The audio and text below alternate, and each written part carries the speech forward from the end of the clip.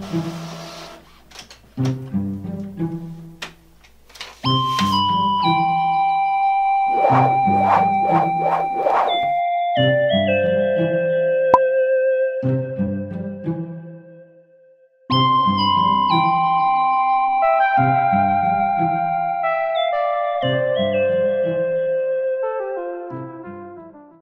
welcome back, everybody, to One True Theory.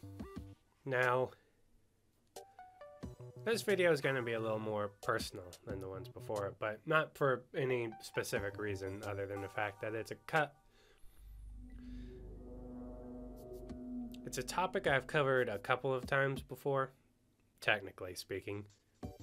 But it's just one I needed to do one more time to do it justice.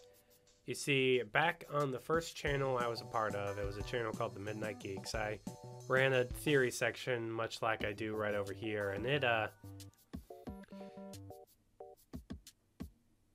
blew up. It blew up pretty big.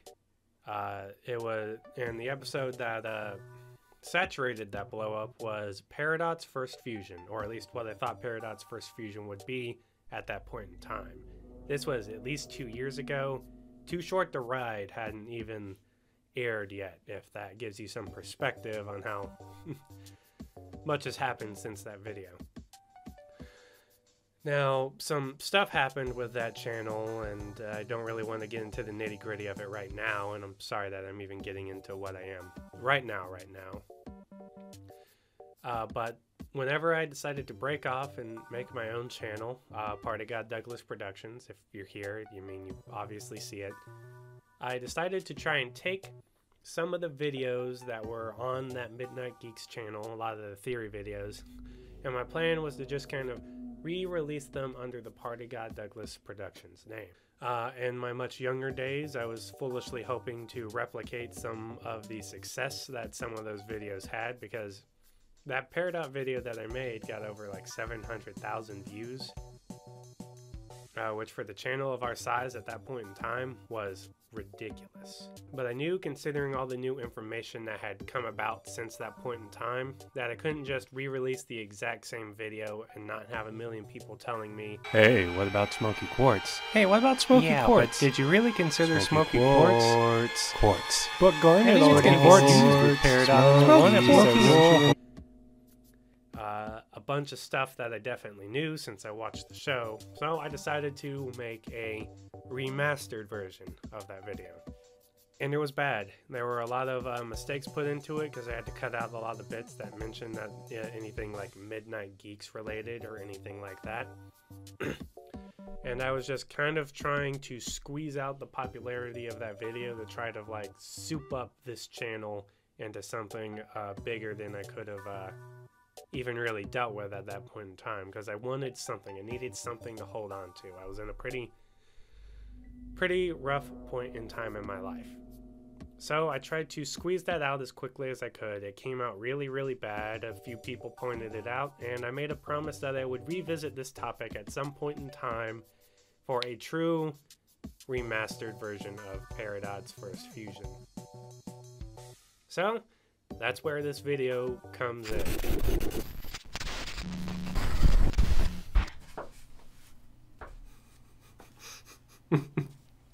Imagine if I really just went through the video like this. Just like, yeah, this is normal. Just have my hat. Just keep skewing my hat further and further off the side.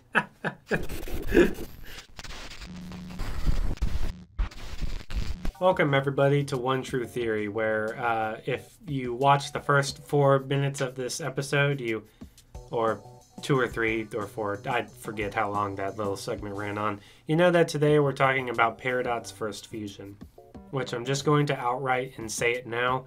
Peridot's first fusion, from my point of view and my perspective, is still going to be, lapis lazuli.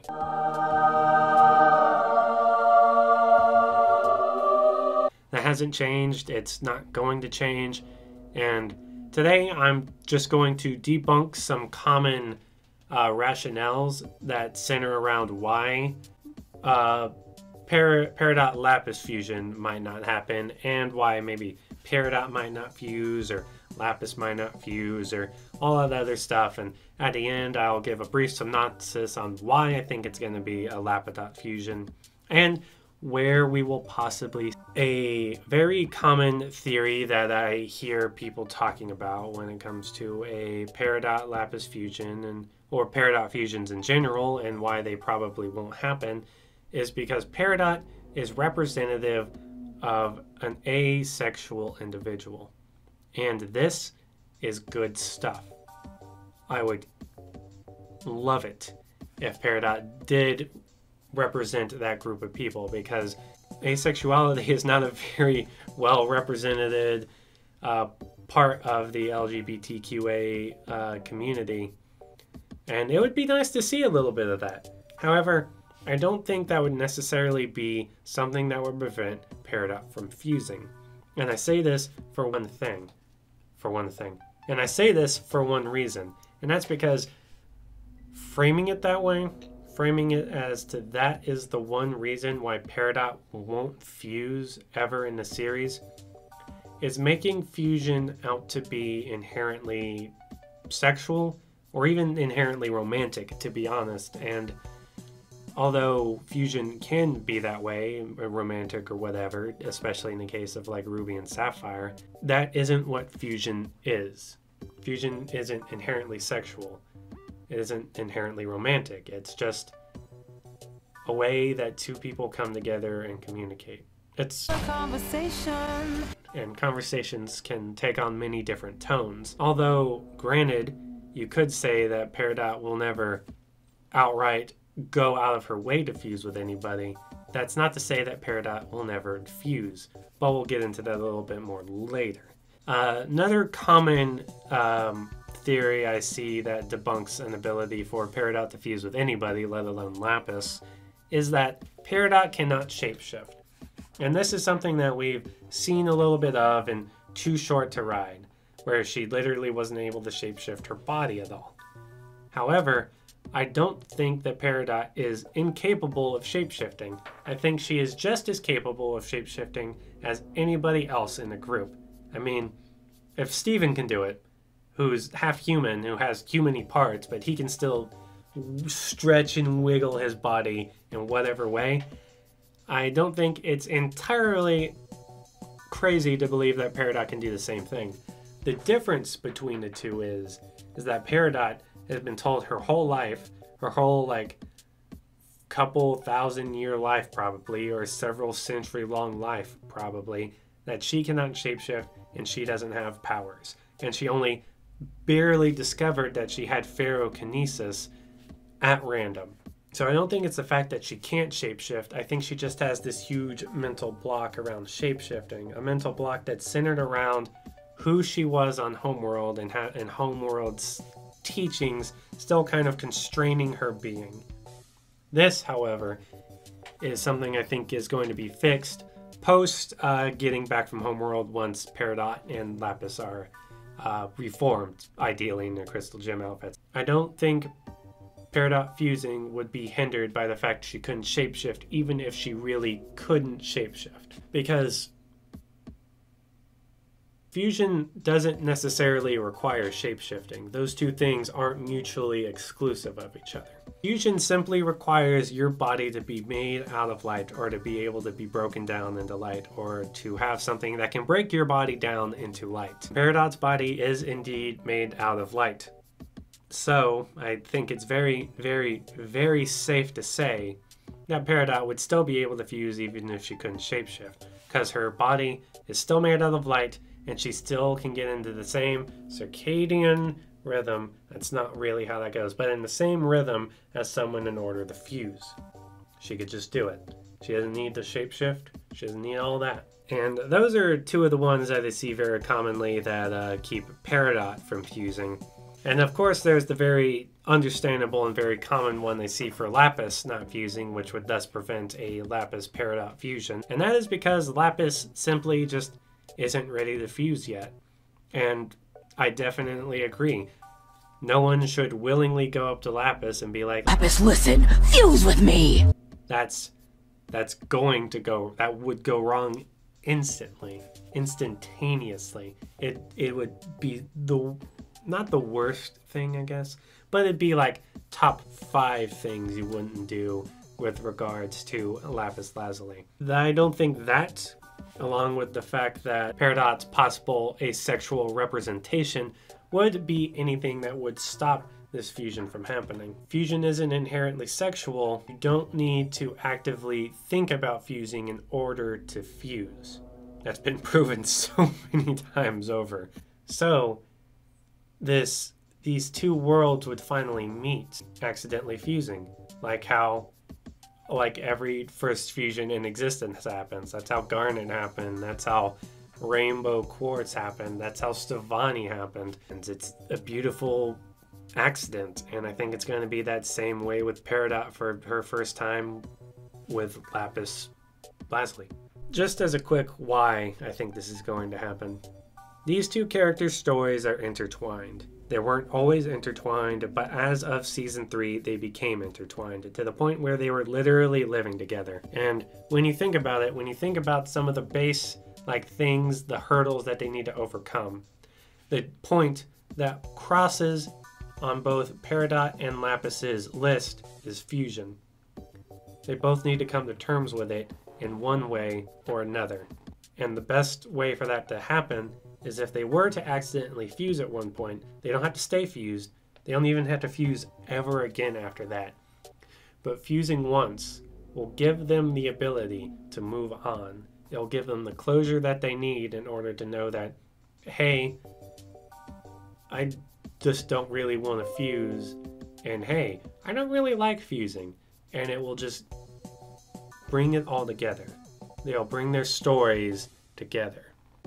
And considering the last season where they were apart for most of it, I think an accidental fusion is probably going to be the thing that solidifies their relationship rekindling and growing from that point on.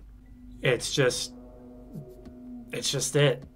They're literally two characters whose stories are so intertwined with each other that how could you bother to separate them? How could you take away this literally perfect moment to just kind of give it off to somebody else? I love Steven. I love him dearly. He's one of my favorite protagonists ever.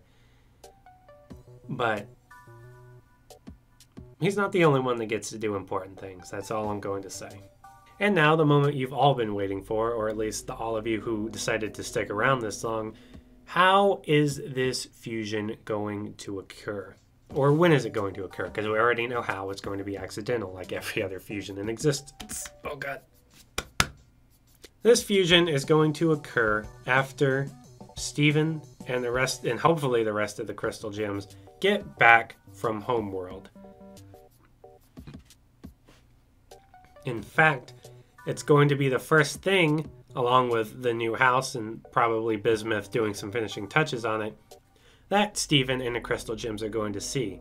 They're going to come back from Homeworld, unsuccessful in their attempt to get all of the diamonds to work together in order to heal all of the corrupted gems on Earth, and they're going to see Bismuth working on the house, and then Bismuth is going to bring them inside. And once inside, they are going to see a new gem just kind of hanging out, probably in Steven's room watching the TV, and it's going to be a fusion of Lapis and Peridot.